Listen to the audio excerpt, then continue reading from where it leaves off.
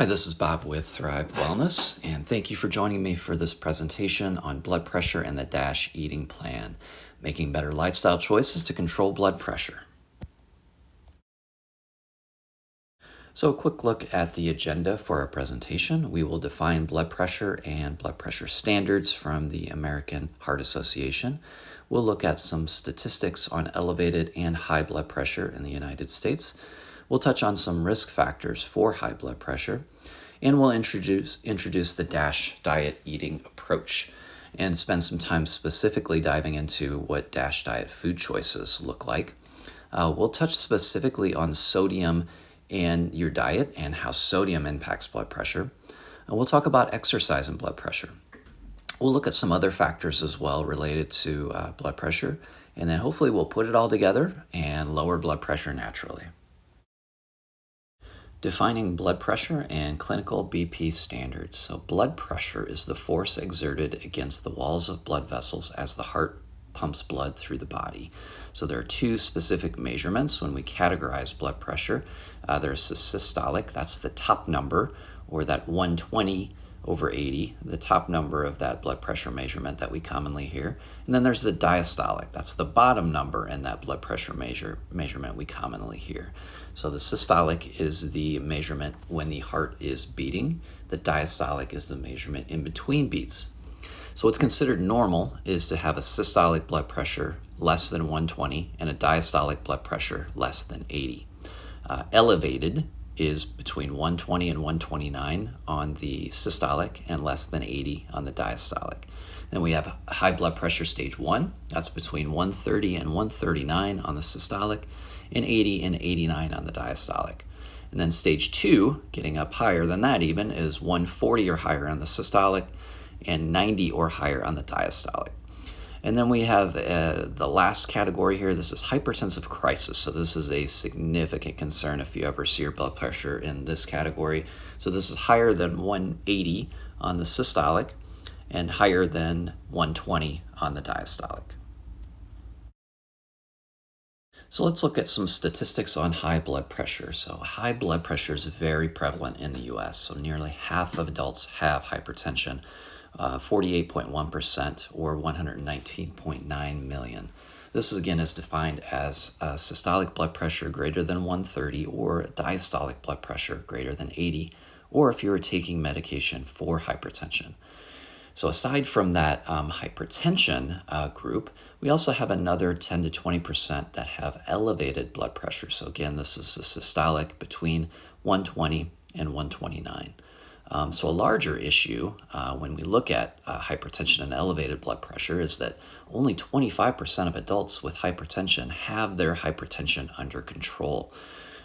So looking at this large gap in care of about 75% of this group of people that have hypertension and aren't seeking care for it, either these individuals aren't maybe taking the right medication, they're not taking their medication properly, or perhaps they're not making the right lifestyle type changes to improve their blood pressure. So again, that allows their hypertension to, over time, create other issues in the body. So what are the major concerns for individuals with high blood pressure? First off, it's very common to hear people discussing hypertension and kind of dismiss the significance or importance of having high blood pressure. It's not something to disregard. It really is a significant health concern. It's really kind of entry-level heart disease if you want to look at it that way. But hypertension significantly increases the risk for damage being done to your blood vessels, which over time can increase your risk for heart disease. Hypertension significantly increases risk for stroke and memory loss, for kidney disease. Hypertension significantly increases risk for vision loss and erectile dysfunction. And that's really just kind of the tip of the iceberg, but there are a number of other underlying issues that high blood pressure can exacerbate over time. So if you ever have a diagnosis of hypertension or hear that your blood pressure is elevated, please do take it seriously. So let's touch on some risk factors for high blood pressure. First off, we can look at two different distinct categories of risk factors. So there's non-modifiable, that's what we'll look at now.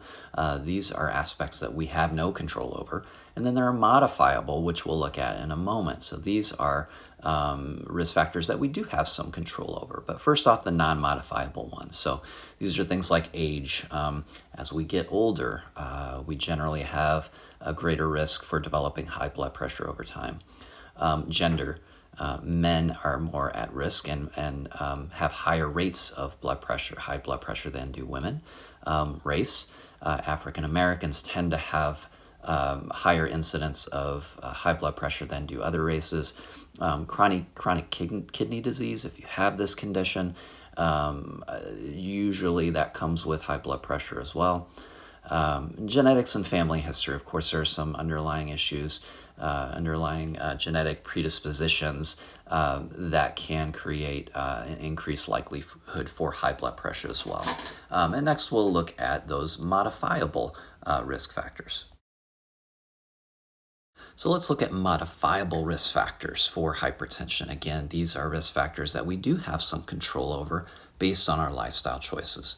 So tobacco use is a big one. Either chewing tobacco, cigarettes, even vaping can significantly elevate blood pressure over time. If you currently have elevated blood pressure, again, remember that's the systolic between 120 and 129. If you don't make any lifestyle changes in that state with your blood pressure, oftentimes over time that will lead to hypertension. Eating an unhealthy diet, will cover the ins and outs, but there are a lot of food choices that can either lead you closer to having hypertension or food choices that can lower your blood pressure into a healthy range over time. Taking in too much alcohol or caffeine will elevate blood pressure over time. Being physically inactive, obesity, and type 2 diabetes are some of those modifiable risk factors. So how did we get here? We know that about 50% of the US population has high blood pressure. And when you look at the broader discussion of chronic disease, 6 in 10 adults have at least one chronic disease. 4 in 10 adults have multiple chronic diseases, 2 or more.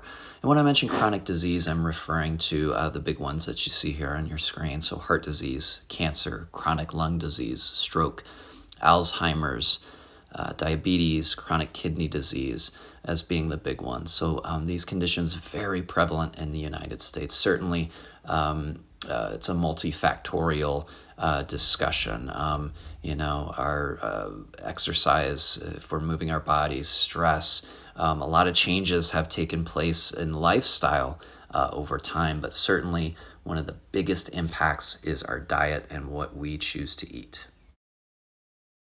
So if you tried to develop an eating pattern, a dietary pattern that would open you up to greater risk for chronic disease, it might actually be the standard American diet, kind of our predominant eating pattern in this country. So it leaves us both really overfed in terms of calories and energy that we bring in, and undernourished in terms of the nutrients that are actually in the diet. So this is a good visual representation of what the standard American diet looks like.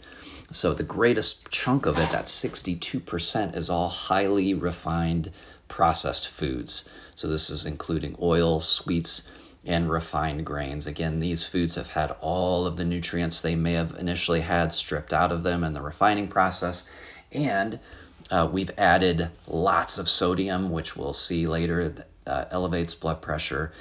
We've added lots of sugar and lots of fat to make those foods taste better. So that's the biggest chunk of the standard American diet. The second biggest chunk, meat, eggs, dairy, and fish, about 25.5%. So these foods, unfortunately, we're not choosing the better animal proteins. We're eating too much of the refined meats, the high-fat dairy, for instance. And again, a lot of these foods have a lot of added sodium in them as well. And then you've got this tiny 10 to 12% chunk or slivers at the top, which are those whole foods, those whole fruits and vegetables and plant foods that really do provide the bulk of the nutrients that we should be getting from our diet, represent the smallest chunk. So again, a dietary pattern like the standard American diet has a huge impact on not only chronic disease, but certainly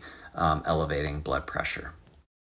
All right, so that concludes DASH Diet Part 1, where we really just wanted to provide some background discussion on blood pressure first, and discuss some risk factors, and introduce the diet that will increase your blood pressure. So now we're going to pivot to the DASH diet and all the ins and outs on how to lower your blood pressure naturally.